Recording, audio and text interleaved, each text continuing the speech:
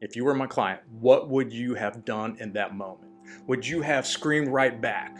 Or would you have clenched your fists and squared up and gone full defense mode? Or would you have frozen, not knowing what to do? Hey, welcome to the Better Life series. My name is Matt, and today we're going to be talking about how do you handle stressful encounters?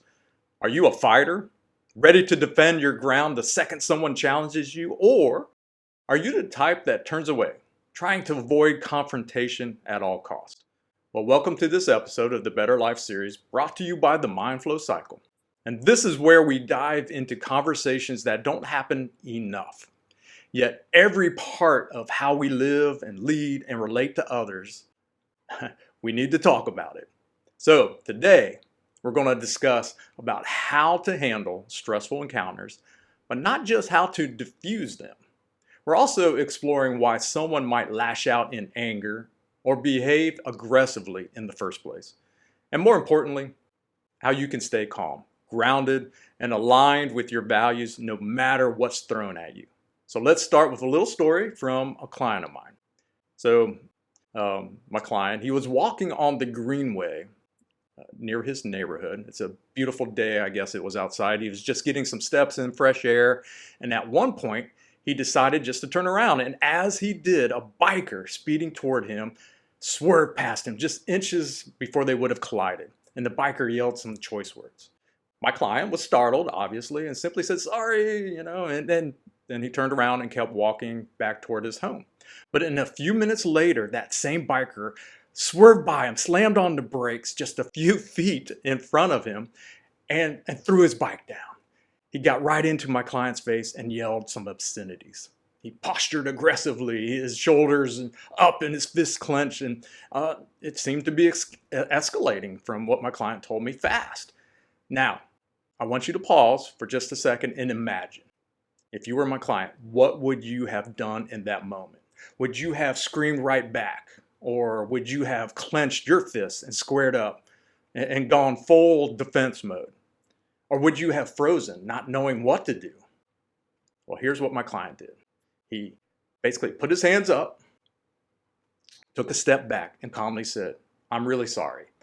Then he turned and he walked away. The biker kept shouting, but didn't follow him. The situation was now de-escalating because my client refused to add fuel to the fire. Now here's the kicker. Some people might say he was being a coward, but I know this guy. He served in the military. He's been in real combat zones. He's not afraid. He simply chose restraint over reaction. He chose wisdom over his ego, man. And that's exactly what I want to unpack with you today. So, in any high stress encounter, our nervous system lights up, right? It explodes with this energy, pumping adrenaline. Your heart rate spikes. That adrenaline just flows to your muscles, right? It's the fight or flight response. And your body prepares for that, right? Fight, flight, freeze, or jump, or I don't know, right? And that's biology. It's built in. But what you do next, that's a learned behavior. That's up here. And the good thing is that it's a learned behavior because that means you can retrain it. And the first step is awareness. When stress hits, just breathe. Literally pause. Take a long, slow breath. And then exhale longer than you inhaled. It helps calm your vagus nerve and it signals safety to the body. This moment of pause gives you the space to choose the response instead of reaction. Now, let's apply this to more everyday situations. For example, say an irate customer yelling over the phone at you, or in a meeting, a colleague snaps at you, or maybe your child is having a full-blown meltdown in a restaurant, or you're driving home and is the angry driver honking at you and flipping you off in traffic. In each of these cases, you're being invited to participate in someone else's chaos. But you don't have to RSVP it. Instead, try this. Use calming tones. Speak slower and softer than you would normally. Acknowledge their feelings. Say, Say things like, I hear you, or I get it. Man, that sounds really frustrating. Or use the feel, felt, found technique. I understand how you feel. I felt that way before. And this is what I've found, blah, blah, blah, right? That helps. You're grounding yourself with them and you're showing empathy. Now, caution, this can come off as scripted if you don't really mean it. So always be genuine, be authentic. What's another approach? Ask a question. Shift the focus to solution. Try, what help, or say this, what would help here? Or what do you need right now? Or maybe how can I support you in fixing this, whatever it is? If they keep escalating and you've stayed calm, agreeable, and empathetic, then the final move is to gracefully exit. Walk away if it's safe. Let them cool down. It's hard to stay angry when someone refuses to fight back. Now let's explore the other side. Why do people blow up in the first place? Why such rage over what may to you seem like nothing? Well, often anger is just a mask. Beneath it is something deeper, like resentment or fear or shame or maybe loneliness and exhaustion. Maybe their day just started out really bad, some bad news.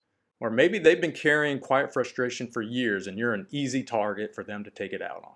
Maybe they feel invisible, unheard, or even unloved, and suddenly something triggers them. In the biker's case, maybe my client simply represented every frustration that biker had been bottling up. Stress spilled over, but that doesn't make it right. It makes it human. And when you start to see the pain between the postures, you can respond with compassion instead of conflict.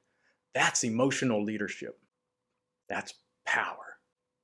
So, here's a question. Have you ever been on either side of a situation like this? Did you diffuse the tension or escalate it? Did you stay grounded or let adrenaline basically take the wheel? There's no judgment here. We've all had moments we wish we could redo. And the great thing is you can rewrite the script moving forward because you have the ability to choose peace. You have the power to de-escalate. And you have the right to stay calm and walk away from drama without guilt. This isn't about being passive or submissive. It's about owning your energy. It's about responding, not reacting.